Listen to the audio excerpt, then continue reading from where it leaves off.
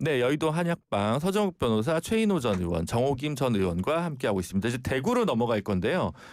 최근에 영남일보가 창간 80주년 여론조사 했는데 여기서 이제 나열해놓고 이제 그 820명을 대상으로 리얼미터에 의뢰해서 12일, 13일 이틀간 진행됐습니다. 대구 시민 820명을 대상으로 한 건데요. 여기서 1위가 이진숙 전 방통위원장이 21.2%로 나왔고요. 김부겸 전 총리가 15.6%로 2등으로 나왔습니다. 그 뒤에 주호영, 추경호, 유영아 이런 순서대로 있는 상황인데요.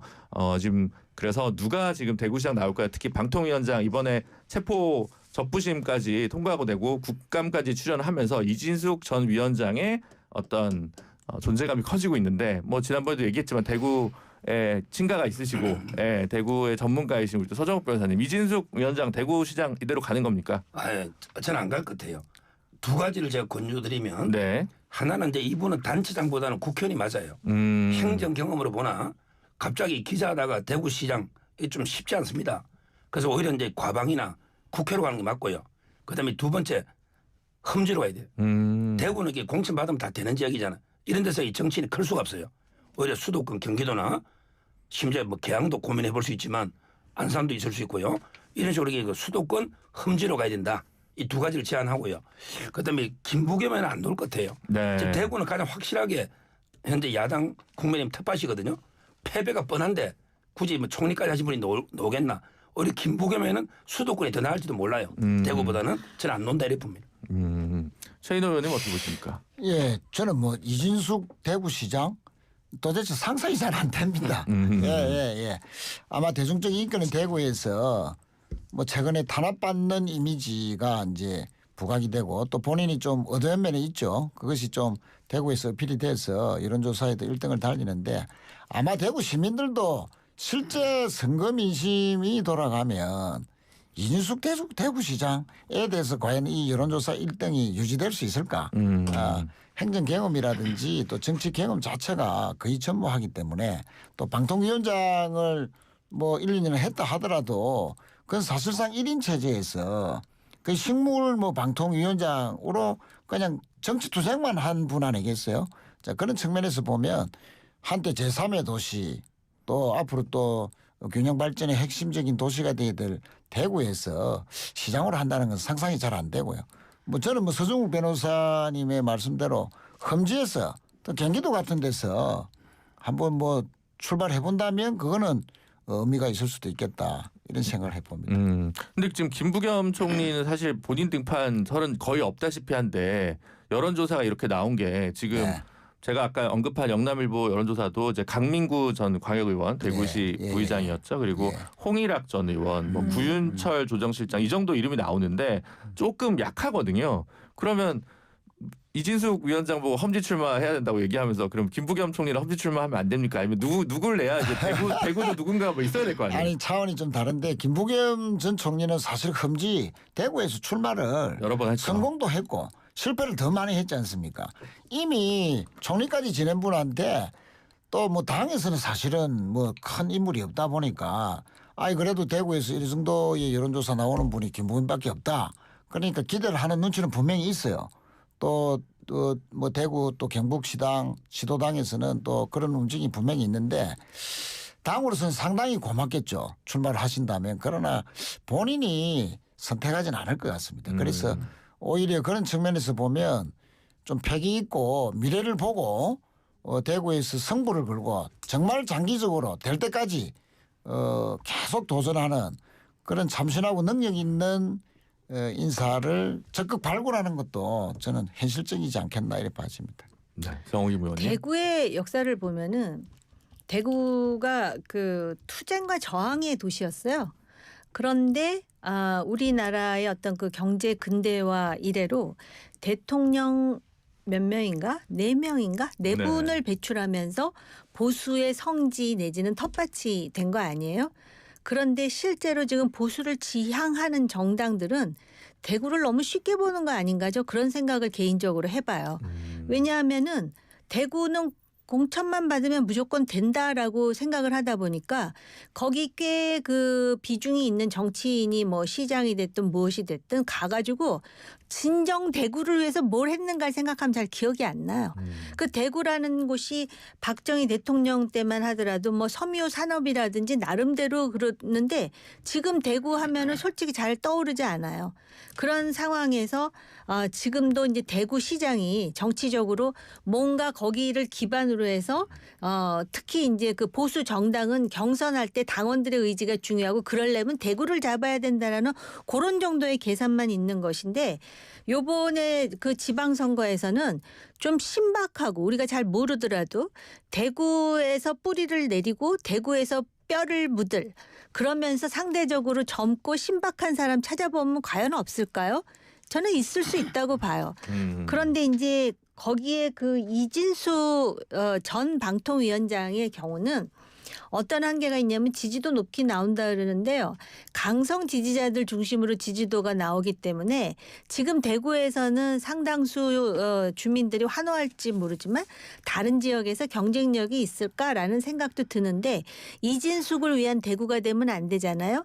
대구를 위한 누군가가 공천이 돼야 된다고 봐요. 네, 알겠습니다. 근데 이진숙 위원장 본인은 그래도 대구를 가고 싶어 할 것 같은데요. 수도권에서 굳이 지금 공천을 신청을 아니 할까요? 대구시장이 돼서 행정은 안 하고 그 이재명 대통령과 각을 세우려 하고 정치 투쟁을 한다면 그 대구시가 안 그래도 어려운데 네. 제대로 행정이 되겠습니까? 알겠습니다. 이제 여의도로 넘어가 보도록 하겠습니다. 지금 뭐 법사위가 아주 난립니다. 오늘은 대법원까지 이제 출동을 해가지고 또 여야가 계속 이제 붙고 있습니다. 계속 이제 조희대 대법원장의 그 공직선거법 사건 등에 관해서 이제 민주당의 공세가 계속되고 있고 국민의힘에서 이 과도하다라고 이제 반격을 하고 있는데 현재까지 현장 국감까지 포함해가지고 여야의 정치적 득실 어떻게 평가하고 계신지 우리 서정욱 변호사님부터. 아마 근데 그 엄청난 역풍이 부는 거죠.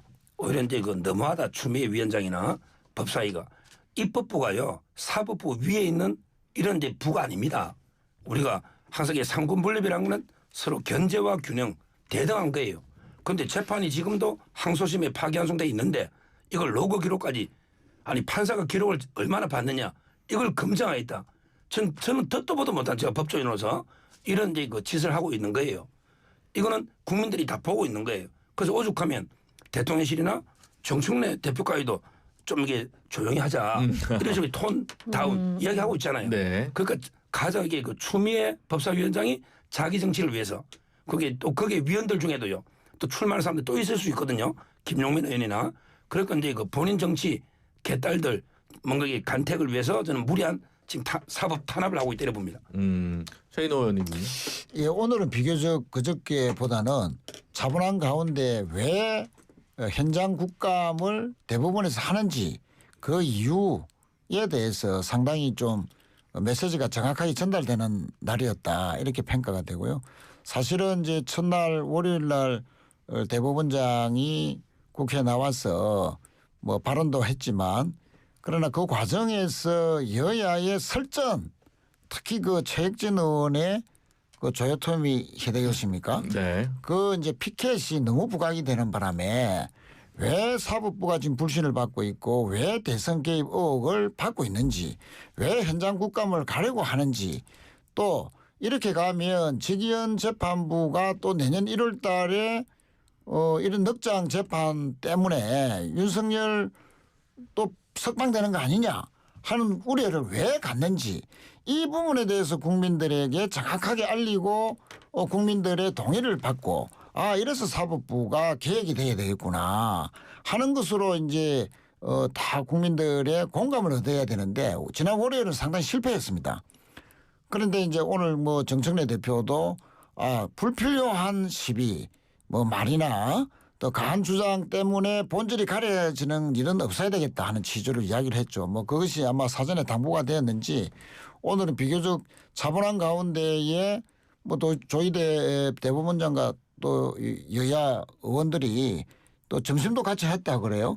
그리고 이제 오후에는 물론 이제 현장 검증을 이제 강행을 하기는 했지만 그러나 그 이제 오늘 과정은 왜 현장 국감을 해야 되고 왜 로그인 그 당시에 빛의 속도로 이틀 만에 어떻게 7만 페이지를 다 전원 합의부에서 검토를 해서 파기환송까지 했는지 이거는 의도된 결과 아니냐. 대선에 개입하려는. 결국은 이재명 당시 대통령 후보의 등록을 막으려는 조희대 대법원장의 정치적 의도에 의해서 벌어진 아니냐 하는 거. 그것을 검증하러 왔다 하는 그런 부분에서는 상당히 좀 부각이 제대로 된 날이다 이렇게 평가합니다. 네, 알겠습니다. 지금 뭐 현장 검증 과정에서 파행을 선언하고 국민의힘은 빠진 상황인 거고요. 이게 오늘은 차분한 분위기인지에 대한 평가는 글쎄 조금씩 다를 것 같습니다. 저도 어떻게 이걸 차분하다고 얘기를 하는지 상대적으로 약간 어안이 벙벙하면서 오히려 지금 그 현장 검증을 일방적으로 강행해가지고 대법원에서도 당혹감을 감추지 못하고 또 그 법원 행정처장의 발언 기회도 없이 이렇게 일방적으로 하다 보니까 과연 정청래 대표가 다른 사람도 아닌 정청래 대표가 거친 말 없고 소란스럽게 할 필요 없다라는 얘기까지 했음에도 불구하고 지금 법사위는 거의 브레이크 없이 질주하는 그럼으로써 보수의 어머니뿐만이 아니라 보수의 이모 보수의 작은엄마 심지어는 보수의 오촌 당수까지 지금 나타나는 상황을 지금 스스로 만들고 있다 이렇게 생각이 듭니다. 네, 알겠습니다. 윤석열 전 대통령이 오늘 내란 특검의 체포영장 집행에서 자진 출석에 응했습니다. 뭐 세수도 못하고 갔다 뭐 이런 얘기까지도 봤는데 근데 진술은 또 거부했습니다. 이 상황 어떻게 봐야 될까요? 두 가지 말씀드리면 일단 순서가요. 체포영장을 하고 48시간 이내 구속영장을 하는 거예요. 네. 그러니까 구속된 사람을 체포영장을 해가지고 강제로 끌고 가는 이거는 명백한 불법이다. 순서가 이거 제 첫째 말씀드리고 그다음에 두 번째 진술 거부권을 확실하게 행사하겠다. 이런 분에게 강제로 끌고 가면 안 됩니다. 끌고 가면 실익도 없잖아요. 이거야말로 이게 저는 인권 탄압이다. 오늘 윤석열 대통령이 교도관들을 막 특검이 협박을 하고 뭐 직무유기로 처벌하겠다 내지 뭐 징계 요구하고 이러니까 이제 그 교도관들이 다칠까 싶어서 응하긴 응했는데 아마 이제 그 진술 거부는 입장은 변함이 없다. 이렇게 봅니다. 지금 참 그 건진 법사가 증언을 좀 바꿨더라고요. 김건희 측에 뭐 그라프 목걸이, 뭐 샤넬 가방 전달한 걸 처음 인정했는데 건진법 그리고 통일교 쪽이랑 연결되는 부분들이라든가 이렇게 진술을 그동안 부인하거나 거부하다가 이렇게 협조적으로 나온 거는 어떻게 보고 계십니까? 그런데 진술만 가지고는 단정할 수가 없고 네. 얼마나 이게 회유나 협박 또는 이게 본인의 플리바게닝 죄를 좀 줄이기 위해서 이런 허위 진술할 가능성도 배제할 수는 없잖아요. 객관적으로 이게 전달된 증거 물증이 나오지 않는 이상은 저는 진술 번복은 실제 그 특검의 해유나 협박이나 또 자신의 죄를 좀 감안한 플리바게닝 이런 게 가능성도 배제할 수 없다 봐요. 네, 알겠습니다. 윤석열 대통령 상황은 어떻게 최인호 의원 느끼십니까? 출석은 했지만 진술을 거부하고 있다. 뭐 이거는 반쪽짜리 출석밖에 안 된다고 보고요. 그동안 사실은 뭐 선택적 출석이 논란이 됐지 않습니까? 여론이 상당히 좀 불리하게 돌아갔는데 보석이라는 때는 또 출석을 하고 또 이번에도 이제 오늘은 사실 무인기와 관련된 평양의 무인기와 관련된 그 외환죄 또는 외환유도죄 관련 수사에는 이제 출석을 했는데 뭐 진술은 거부했다.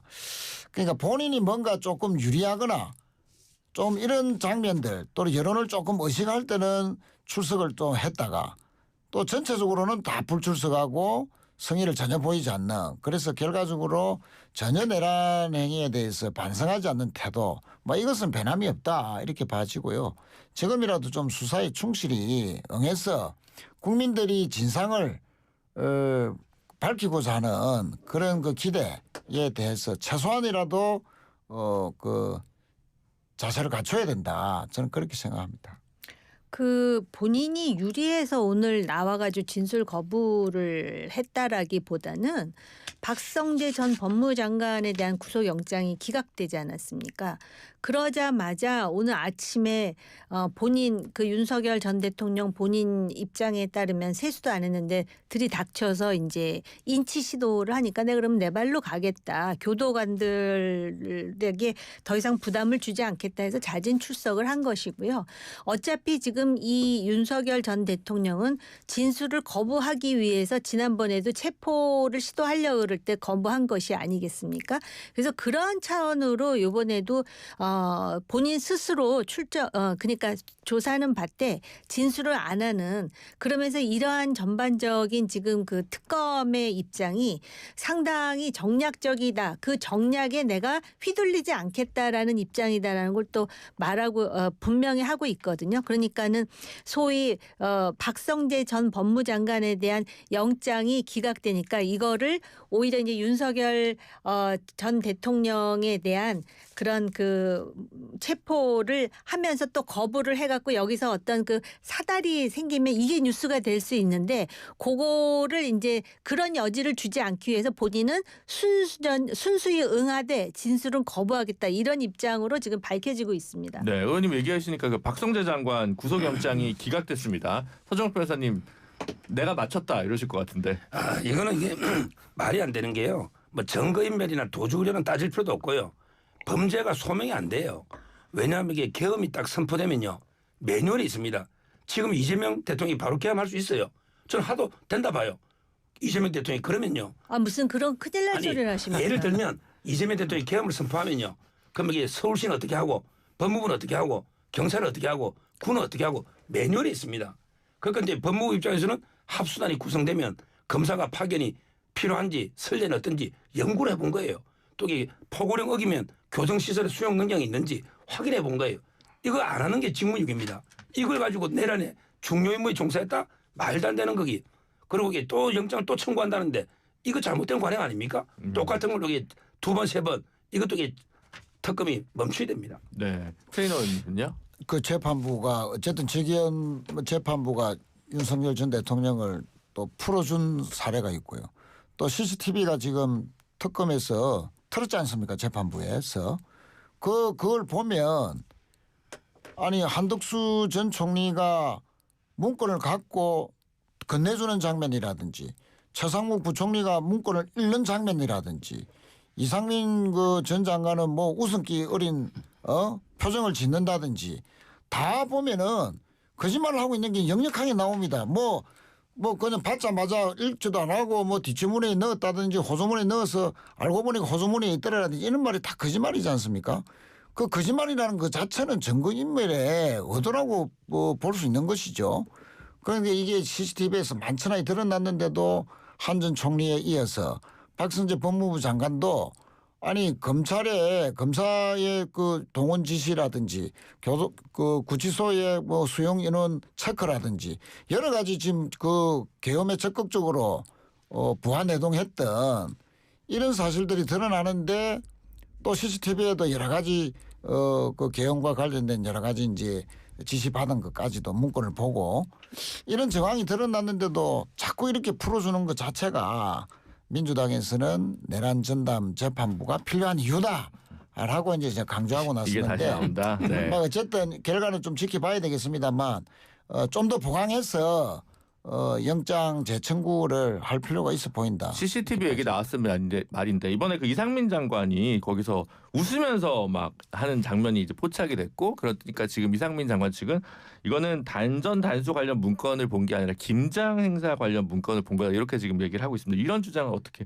보시나요? 일단 그게 법리와 증거에 어떻게 그 판단이 되느냐는 사법부의 몫이고요. 저는 개인적인 입장만 말씀을 드리자면은 그 장면에서 어느 누구도 그 심각하게 강력하게 반대를 하는 그러한 유사한 모습이 보이지 않았다는 것에 대해서 많은 유권자들이 절망할 것 같습니다. 그리고 사실은 그 자리에서 이게 지금 법리에 맞는 일이 아니다라고 말하는 것이 보수의 가치라고 저는 생각을 하거든요.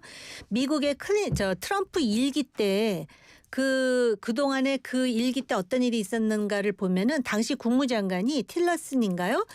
그 트럼프가 거의 이렇게 헛소리 비슷한 얘기를 하면은 나와가지고 거의 욕설에 가까운 저런 사람이 어떻게 대통령이냐. 그럴 뿐만 아니라 면전에서 오벌 오피스에서 회의를 할 때 네. 예를 든다면 한국 등에 대한 관세를 늘린다든지 한미 FTA를 없애겠다라든지 주한 미군과 관련해서 터무니없는 소리를 하면은 미국의 당시 국방부 장관이라든지 트럼프한테 있는 그 거의 그 욕설에 가까운 얘기를 들으면서 끝까지 까지 이게 미국의 국익의 입장에서 이렇다고 얘기를 하거든요.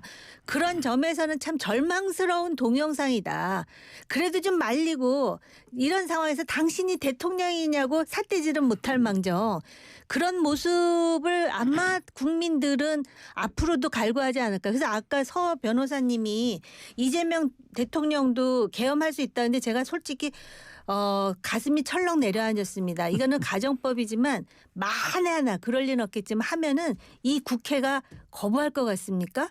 민주당 중심의 국회인데요. 지금 요건에서 왜 자꾸 갑자기 이재명 아니 가정법이라고 얘기를 하고 아까 그런 소리를 얘기하니까. 네, 알겠습니다. 하여튼 할 얘기 너무 많은데 시간은 늘 부족한 것 같습니다. 오늘도 세 분과 함께 너무 즐거웠고요. 다음 주에 뵙도록 하겠습니다. 세 분 감사합니다. 고맙습니다. 네, 지금까지 정호김 전 의원, 최인호 전 의원 그리고 서정욱 변호사와 함께했습니다.